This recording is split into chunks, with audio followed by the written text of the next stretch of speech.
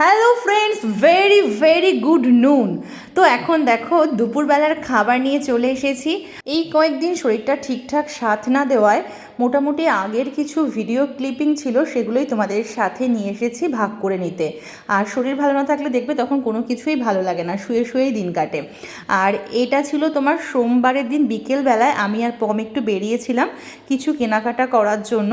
তো দুজনে একটু মিয়ামরতে ঢুকলাম। দুজনের মধ্যে একটু কি ভাবছো, জমজমাট প্রেম চলছে? না গো, মাঝে মাঝে আমাদের জমজমা ঝগড়াও হয়, তখন আবার একটুখানি দুজনের ঘোরাঘুরি খাওয়া দাওয়া এইসব করা হয় আর কি।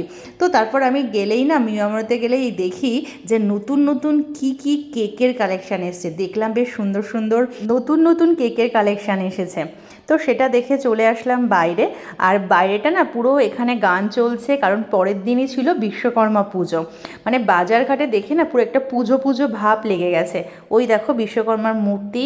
আর বেশ সন্ধ্যের সময় বেরিয়েছিলাম, বেশ ভালোই লাগছিল।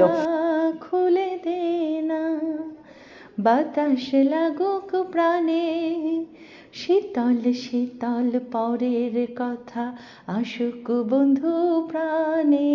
মাইকে গান বাজছে, দোকানগুলোতে পুরো লাইটিং দিয়ে সাজানো, জমজমাট ভিড় পুজোর আগে যা হয়, মানে একদম বেশ একটা উৎসব উৎসব ব্যাপার চলে এসছে। তো এইখানটাতে একটা সুন্দর বাইক পার্কিংয়ের জায়গা আছে ফ্যাশন সিটির পিছনে, তো সেখানটাতেই পম বাইক রাখতে গেল। এখানটাতে বাইক রাখলে কি হয়, পরপর মলগুলো সুন্দরভাবে ঘুরে নেওয়া যায়। ফ্যাশন সিটিতে ঘুরলাম, পরপর মলগুলোই আজকে ঘুরে নেব। আর সোনুর জন্য কালেকশান দেখব। বাজারঘাটে আসা মানেই আমার মেয়ের জন্য কিছু দেখা। তো ফ্যাশন সিটি দেখলাম, আর দোকানগুলো এত সুন্দর করে সাজিয়েছে। তো ওখানে ঘোরার পরে চলে আসলাম স্টাইল বাজার। আগের বারে স্টাইল বাজার থেকে মেয়ের অনেকগুলো টপ নিয়েছিলাম, তো এবারেও অনেক আশা নিয়ে গেলাম যে এখানে নিশ্চয়ই মেয়ের জন্য কিছু কালেকশান পেয়ে যাব। কিন্তু সত্যি কথা বলতে ঘোরার পরে নিরাশ হলাম। তবে দোকানগুলো ঘুরতে বেশ ভালোই লাগছিল, এত সুন্দর করে সাজিয়েছিল। খুব বেশি দেরি করিনি, তার কারণ সোনুদুষ্টুকে বাড়িতে রেখে গেছিলাম আর মা ছিল। তো ফিরে এসে দেখলাম যে মা এখানে বড়া ভাজছে। আর তোমরা কি কেউ বলতে পারবে যে এটা কিসের বড়া? এটা হচ্ছে কচুর বড়া।